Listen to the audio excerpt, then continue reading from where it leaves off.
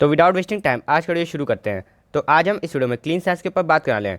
आज इस स्टॉक में 1% की तेजी देखने को मिली। अब देखिए तेजी के पीछे मेन कारण था कंपनी के Q2 नतीजे, क्योंकि देखिए कंपनी ने ईयर ईयर बेसिस पे सेल्स में 61% ग्रोथ शो की है, जो काफ़ी शानदार ग्रोथ हो जाएगी। एंड प्रॉफिट में भी 27% की ग्रोथ है। यानी कि आप देख रहे हैं कि दोनों ही एक ग्रोथ कंपनी के नंबर है। जैसा कि हमने पास्ट में कई बार डिस्कस किया कि कंपनी ग्रोथ कंपनी है, यानी कि अगर हम इस कंपनी में इन्वेस्ट करते हैं तो हमें काफ़ी अच्छी ग्रोथ मिलने वाली है। एंड देखिए company quarter on quarter basis पे भी अपनी सेल्स एंड प्रॉफिट को बढ़ाने कामयाब रही है, यानी कि ओवरऑल कंपनी ने अच्छे नतीजे पोस्ट किए हैं। तो हमें इस कंपनी में इन्वेस्ट करके जरूर चलना चाहिए। एंड देखिए इस कंपनी में इन्वेस्ट करने पीछे 3 सबसे प्रमुख कारण। कंपनी केमिकल सेक्टर की कंपनी है एंड केमिकल सेक्टर में एक ट्रांसफॉर्मेशन हो रहा है चाइना से इंडिया की तरफ इम्पोर्ट में, मेनली कोविड-19 की वजह से, जिसके बाद इंडिया एक हब बनने वाला है केमिकल सेक्टर का।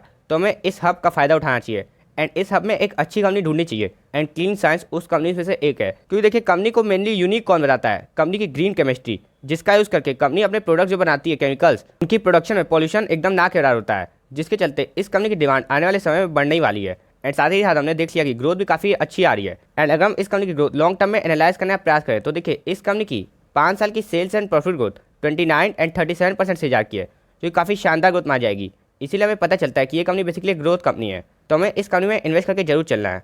वही अगर हम इस कंपनी की वैल्यूएशन देखने का प्रयास करें तो देखिए इस समय इस कंपनी का पी 66 के आसपास है, जो कि थोड़ा ज़्यादा तो लगता है, क्योंकि अगर आप इस कंपनी का पीजी रेशियो देखेंगे तो 1.77 का है। यानी कि ग्रोथ के मुकाबले इस कंपनी को इस समय थोड़ा ज़्यादा पी मिल रखा है। लेकिन हम देख रहे हैं कि कंपनी में एक कंसिस्टेंट बेसिस पे अच्छी ग्रोथ आ रही है। तो देखिए पी रेशियो दो तरह से एडजस्ट होता है, या तो कंपनी के स्टॉक में ज़्यादा ग्राफ देखने को मिल जाए या कंपनी रोबस्ट ग्रोथ पोस्ट कर दे। तो आप देख रहे हैं कि कंपनी के स्टॉक में जोरदार ग्राफ देखने को मिल गई है and company robust growth post करना भी शुरू कर दी है। तो यहाँ से अगर 1-2 क्वार्टर में ऐसी ग्रोथ और आ जाती है तो पी रेशियो खुद ही एडजस्ट हो जाएगा। तो इसीलिए हमें सपोर्ट जोन ढूंढने चाहिए इस कंपनी में अच्छे प्राइस पे इन्वेस्ट करने के लिए। तो देखिए इस स्टॉक का एक अच्छा सपोर्ट जोन 1600 के आसपास आ रहा है। 1700 के आसपास पहले एक सपोर्ट था जिसको स्टॉक ने ब्रेक कर दिया था एंड 1600 के सपोर्ट को स्टॉक भी रिस्पेक्ट कर रहा है। अब ऐसा क्यों? आप यहाँ पे देखने का प्रयास कीजिए कि देखिए पास्ट में इस स्टॉक ने यहाँ पे कितनी बार 1600 के आसपास सपोर्ट लिया था एंड फिर देखिए यहाँ पे भी एक बार सपोर्ट लिया था, यानी कि 1600 में इस स्टॉक का एक अच्छा सपोर्ट जोन दिख रहा है। एंड अगर हम 80% देखने का प्रयास करें तो देखिए आज इसी सपोर्ट जोन से ये स्टॉक ऊपर घूमने की कोशिश कर रहा है एंड यहाँ पे एक ग्रीन कैंडल देखने को मिल रही है, यानी कि 1600 के सपोर्ट को ये स्टॉक शॉर्ट टर्म में रिस्पेक्ट कर रहा है।